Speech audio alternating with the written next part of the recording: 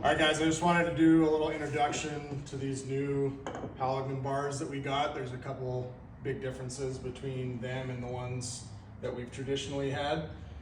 So I'll just do a quick walkthrough for you guys. If you want to come in a little closer.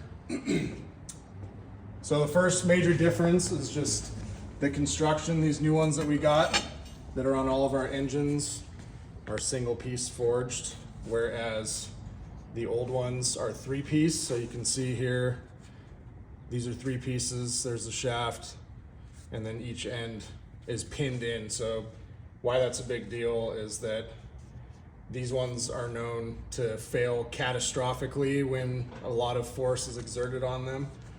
This single piece construction makes these new ones stronger, and if they do fail, it's generally not catastrophic. You'll just end up bending it.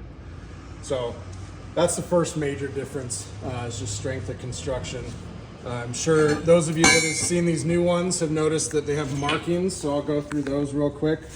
Okay, these ones that we have are marked on each end. So on the forks, we have a notch on either side, and all that does is just tell you that's the indicator for the crotch mark. So when we're driving the forks into a door, that's the place that we want to stop, where we're still going to have good leverage with the end of our forks to pry. If we go too deep, we're going to lose that advantage. If we don't go deep enough, we're not going to have optimal force that we're producing. So that's that mark. On the other side, we have a mark on both sides.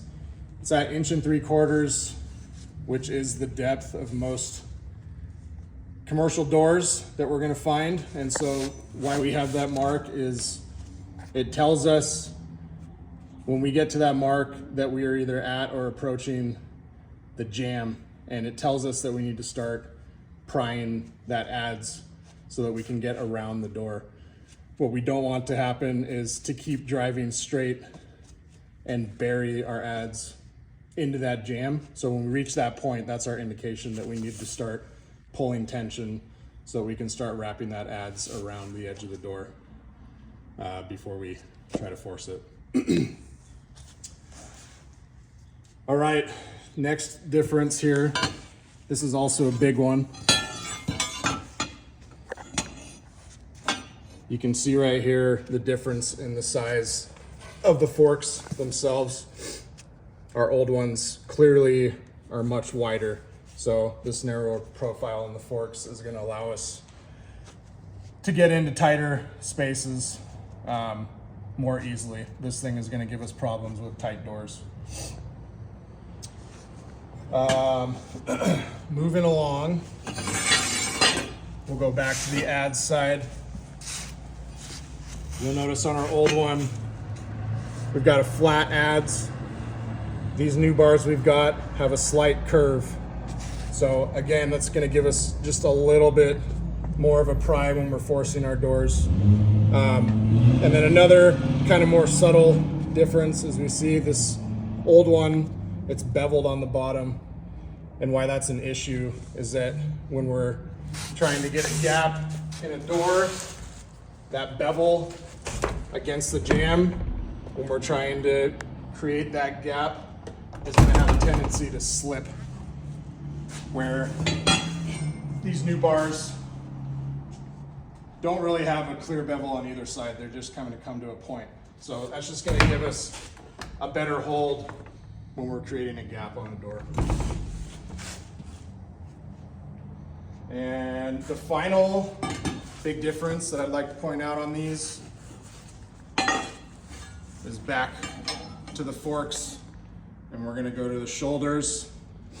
You'll notice on these new bars we've got really wide squared off shoulders, where our old bars, they're squared off, but there's not much room there. And why that can make a difference is in a situation where we don't have enough room to swing to drive the forks in, we can use a sliding technique along the shaft to drive those forks in. And we're gonna find that on these old ones, if we try to do that, we've got a little bit of space there, but if we're not dead on, that axe can slide off and we're not gonna get that same power to drive through. So that's our introduction. You'll find that we've got a new bar on all of our frontline engines, as well as one on the ladder truck and also engine 3. Let me know if you got any questions. Thanks for watching.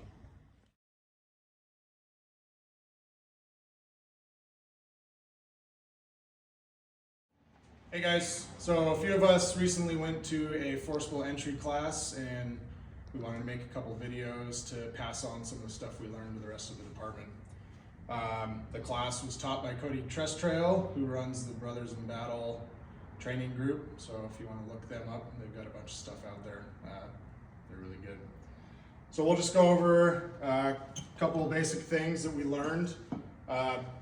First of all, a lot of us know this, but the mantra we always want to follow is gap, set, force. So we're gapping the door, we're getting a space to get our tool in. We're setting the tool, which means we're driving it into place to where we're gonna have the ability to create the mechanical advantage we need. And then the final step is the force, finally getting the door open. A couple basic commands really quickly when we're working as a two-man team. Number one is hit. We all know that. My partner is gonna be on the axe. If I'm the guy with the forcing tool, I'm the one giving the commands. So when I'm telling him to hit, he's given one hit only. He's always waiting for my command. Hit, hit, hit. So I always know when he's gonna be swinging, and he's always waiting in case I need to make any adjustments. He's not gonna swing when I'm not expecting it. So hits the first one, second one is stop. Then I know, just like if we're doing a rope system, stop means we're taking a break here. And then the final one is wedge. So if I tell him to wedge, that just means I want him to use his axe to save the spot that we're in so that I can change my position for whatever I need to do. So those are our commands. The next thing really quickly I want to talk about is the bevel question. We've all heard bevel in, bevel out.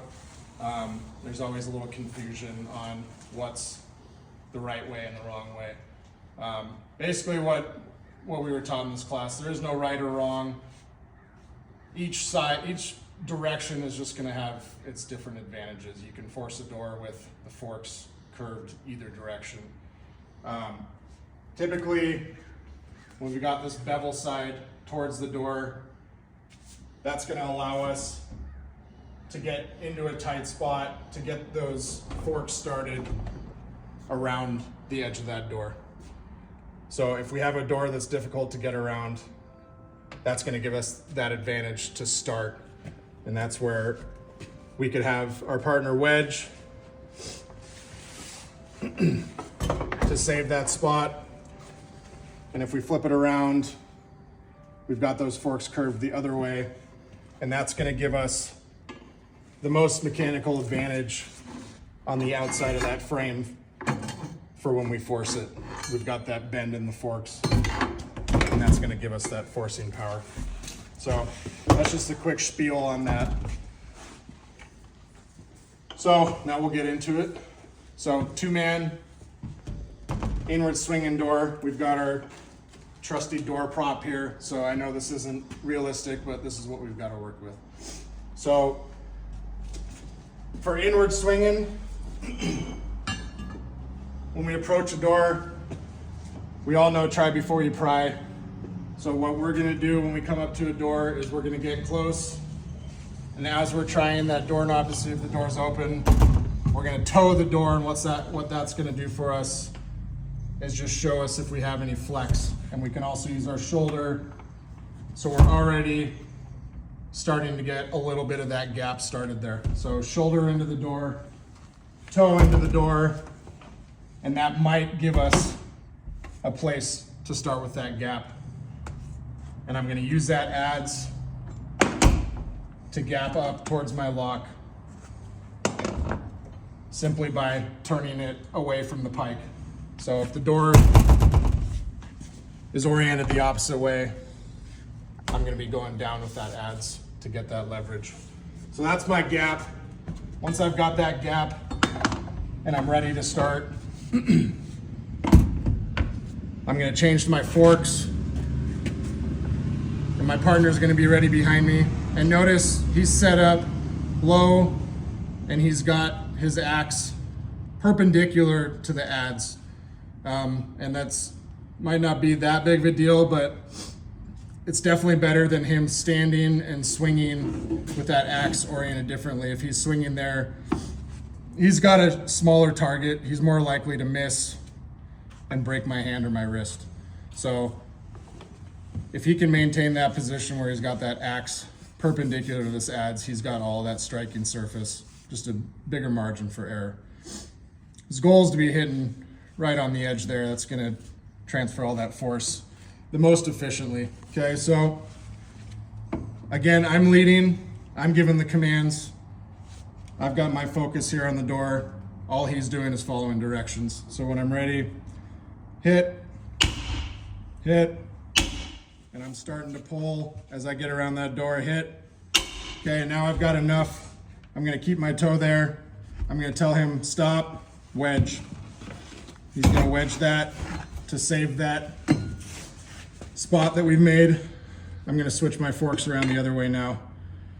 And again, this isn't very realistic because we're working with bungee cords, but I'm switching. Now I'm gonna tell him we're ready to hit again. He's gonna pull his wedge. Hit. Hit. Hit. Okay, and I can use that mark that we've got on these Halligans. I've got my crotch all the way to the edge of the jam now, so now I'm ready to force. And just make sure when we force, we're keeping our fingers up so we're not smashing them against the door, like I just did. If this door is hard to force, my partner can come in and help me with the force if I need it, but that door should go. If we get it most of the way, but it's just not going yet, we can use a couple clearing techniques.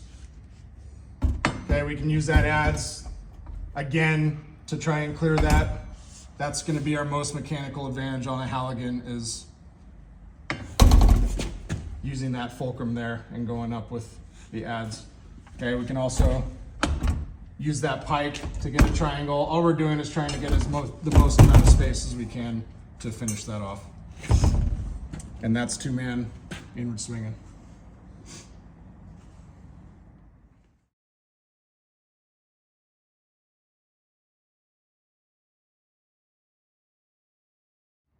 All right, guys, we're gonna do inward swinging door this time.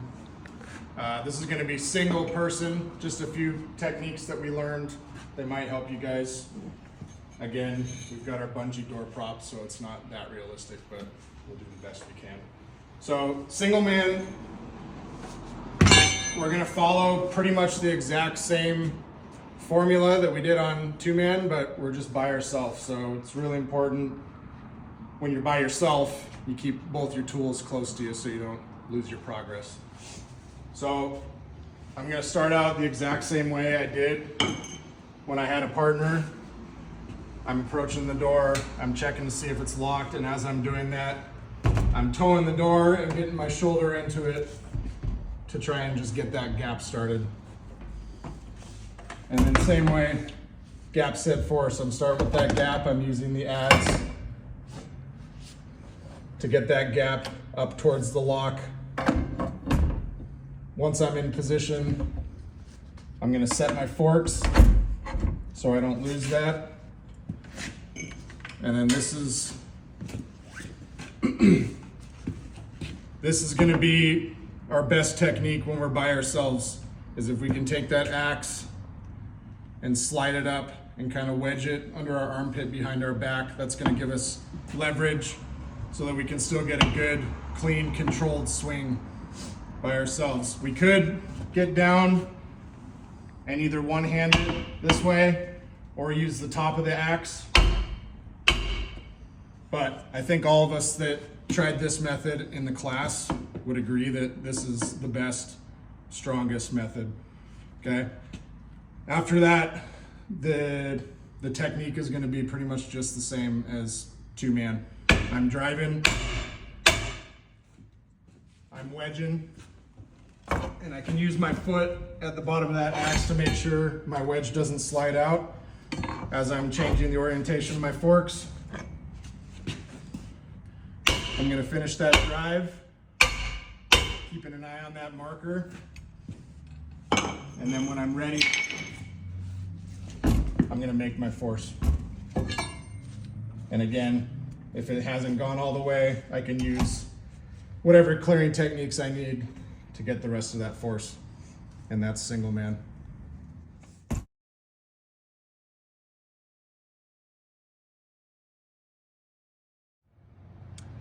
All right, guys, last one, we're gonna go over outward swinging doors. I'm just gonna do this by myself. It's not gonna really work that well with the way we had it set up, so we're gonna just have to play a little pretend here.